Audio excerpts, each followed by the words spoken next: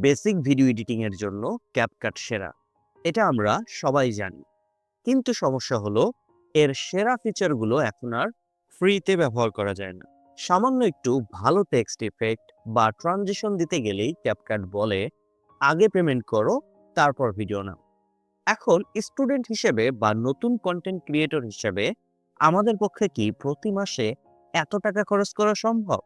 একদমই না। তাই আজকের ভিডিওটি আপনার জন্য লাইফ সেভার হতে যাচ্ছে। কারণ আজ আমি দেখাবো কিভাবে আপনি ক্যাপকাটকে বাইপাস করে এর সব প্রিমিয়াম ফিচার ভিডিওতে অ্যাপ্লাই করবেন এবং কোনো ধরনের ওয়াটারমার্ক বা পেমেন্ট ছাড়াই ভিডিওটি হাই কোয়ালিটিতে এক্সপোর্ট করবেন। এই ট্রিকটি জানলে আপনার এডিটিং কোয়ালিটি বেড়ে যাবে, তাও আবার জিরো ইনভেস্টমেন্টে। তো আর দেরি না করে চলুন স্ক্রিনে চলে যাই।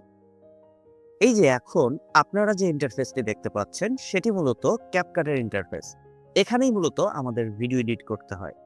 এখানে আপনি আপনার ভিডিও এডিট কমপ্লিট করার পরে আপনার এখানে যতগুলো এলিমেন্টস থাকবে সবগুলোকে সিলেক্ট করতে হবে। এরপর রাইট বাটন ক্লিক করে ক্রিয়েট কম্পাউন্ড ক্লিপ এই অপশনটা সিলেক্ট করতে হবে। এরপর যেটি করবেন সেটি হচ্ছে এই ক্লিপের উপরে আবারও রাইট বাটন ক্লিক করবেন এবং প্রি প্রসেস কম্পাউন্ড ক্লিপ এই অপশনটা সিলেক্ট করে দেবেন। এখন এটা কিছুটা সময় নিবে। দেখেন এখানে পার্সেন্টেজ দেখাচ্ছে, এটা 0 থেকে 100% এ কনভার্ট হয়ে যাওয়ার পরে আপনাকে যেতে হবে সি ড্রাইভে। আপনার যে দিস পিসি আছে বা মাই কম্পিউটার যাই বলেন না কেন, সেখানে আপনাকে চলে যেতে হবে। তো এটা কমপ্লিট হয়ে গেল। আমি এখন চলে যাব আমার ফাইল ম্যানেজারে। এখান থেকে দিস পিসি মেইনলি আমাকে যেতে হবে হচ্ছে লোকাল ডিস্ক সিতে। এখানে যাওয়ার পরে আমাদেরকে যেতে হবে ইউজার্সে। তবে মেক শিওর করবেন ভিউ অপশন থেকে শো অপশন এখান থেকে হিডেন আইটেমস এইটা যেন ইনেবল থাকে। এখানে আসার পরে আপনার যে ইউজারটা আছে সেই ইউজারটা সিলেক্ট করতে হবে। যেমন আমার কম্পিউটার ওপেন হওয়ার সময় আমার এসবি সিজার নামটা শো করে, কারণ এটা আমার ইউজার। সো আমরা এটাতে যাব এখন। এখানে যাওয়ার পরে অ্যাপ ডেটা, তারপরে লোকাল। লোকাল থেকে এখানে দেখবেন ক্যাপকাট দেখাচ্ছে, এখানে যেতে হবে। এরপর আমরা যাব হচ্ছে ইউজার ডেটা। ইউজার ডেটায় যাওয়ার পরে আমরা যদি একটু নিচের দিকে তাকাই, এখানে আমরা প্রজেক্টস নামক একটা ফোল্ডার দেখতে পাবো। এখানে যাব।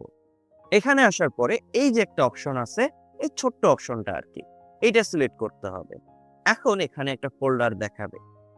একটু খেয়াল রাখবেন, এখানে ডেটটা দেখাবে। ডেটটা এবং টাইমটা মিলে গেলে বুঝবেন যে এইটা আপনার রিসেন্ট কাজ করা ফোল্ডার বা ফাইল। এর ভিতরে ঢুকবেন। এখানে যাওয়ার পরে আপনি রিসোর্স নামক একটা ফোল্ডার দেখতে পাবেন। এখানে ঢুকবেন এবং এরপরে কম্বিনেশন। কম্বিনেশনের পরে আপনি এখানে 2টা ফাইল দেখতে পাবেন। এই প্রথম ফাইলটা আমাদেরকে নিতে হবে। তো আমরা ক্যাপকাটের মধ্যে চলে যাব। আসার পরে এখানে যে ক্লিপটা আছে এটা আমরা ডিলিট করে দেব এবং আমাদের ফাইল ম্যানেজারের মধ্যে এই যে ফাইলটা আছে এইটাকে ড্র্যাগ করে নিয়ে এসে আমরা ক্যাপকাটের মধ্যে ড্রপ করে দেব এবং এখন আমরা এক্সপোর্ট করতে যাব। যাওয়ার পরে এইখানে আমাদের ইন্টারফেস আসবে। আমরা এখানে নাম দিব। এখানে আমরা ডিরেক্টরিটা সেট করে দিব যে কোথায় সেভ করতে চাই। দেন আমরা এখান থেকে দেখেন 180p 2K 4K যে কোনো রেজুলেশনে আপনি এখান থেকে ডাউনলোড করতে পারবেন। কোনো ধরনের কোনো টাকা লাগবে না।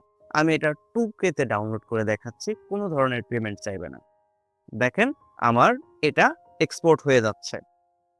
আশা করি ভিডিওটা আপনাদের কাজে আসবে এবং আপনারা আমার মতোই সাকসেসফুলি আপনাদের প্রিমিয়াম ফিচারগুলো ব্যবহার করার পরে ক্যাপকাটে ওয়াটারমার্কস ছাড়া ভিডিওটা এক্সপোর্ট করতে পারবেন। থ্যাংক ইউ সবাইকে আজকের এই ভিডিওটা দেখার জন্য।